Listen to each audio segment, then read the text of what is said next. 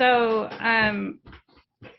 this is really amazing. My godmother was in the original reading group of A Course in Miracles in Manhattan. And she died a year ago this month. And I got her treasure trove of the first edition stuff. And this is Kenneth Wapnick's home phone number. So it just tickled me. I've been reading all of her materials, and I have all of her notes. She taught this for many, many years, probably 20 years she was a teacher. So we're going to read Healing. And this pamphlet is called The Song of Prayer, Prayer, Forgiveness, and Healing. Okay, I've got some people running around here. Prayer has both aids and witnesses, which make the steep ascent more gentle and more sure, easing the pain of fear and offering the comfort and the promises of hope. Forgiveness, witness, and an aid to prayer, a giver of assurance of success in ultimate attainment of the goal is healing. Its importance should not be too strongly emphasized, for healing is a sign or symbol of forgiveness's strength, and only an effect or shadow of a change of mind about the goal of prayer. The cause of sickness. Do not mistake effect for cause, nor think that sickness is apart and separate from what its cause must be.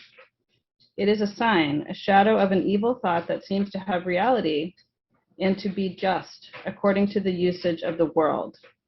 It is an external proof of inner sins, in quotation marks, and witnesses to unforgiving thoughts that injure and would hurt the Son of God. Healing the body is impossible, and this is shown by the brief nature of the cure.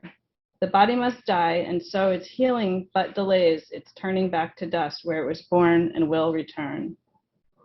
The body's cause is unforgiveness of the Son of God.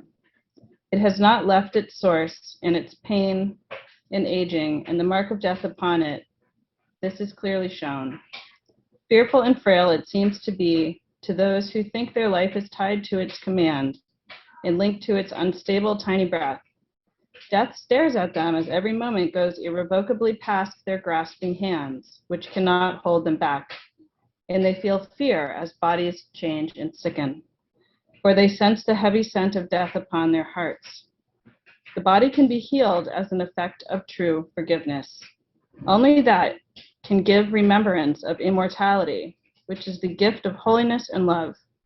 Forgiveness must be given by a mind which understands that it must overlook all shadows on the holy face of Christ, among which sickness should be seen as one.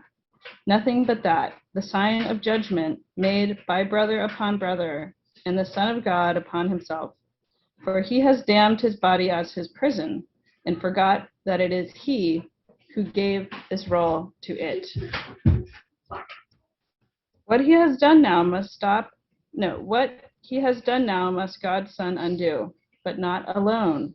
For he has thrown away the prison's key, his holy sinlessness, in the remembrance of his Father's love. Yet help is given to him in the voice his Father placed in him. The power to heal is now his Father's gift, for through his voice he still can reach his Son, reminding him the body may become his chosen home, but it will never be his home in truth.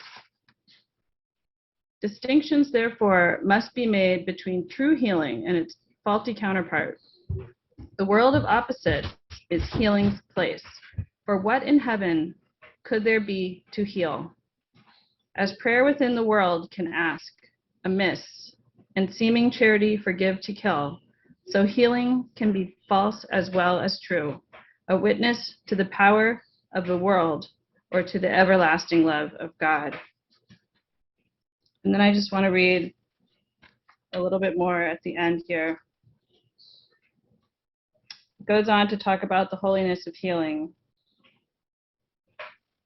Never forget this. It is you who are God's Son, and as you choose to be to him, so you are to yourself, and God to you.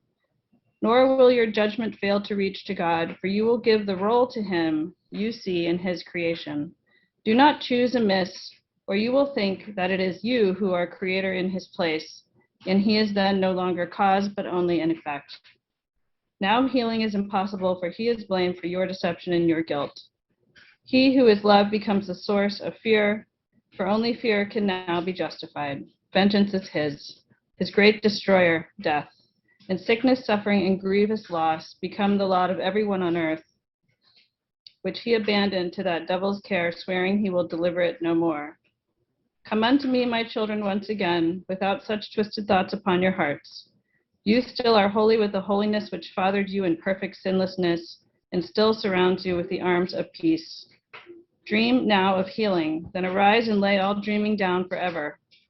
You are he your father loves, who never left his home, nor wandered in a savage world with feet that bled, and with a heavy heart made hard against the love that is truth in you. Give all your dreams to Christ and let him be your guide to healing, leading you in prayer beyond the sorry reaches of the world. And so it is.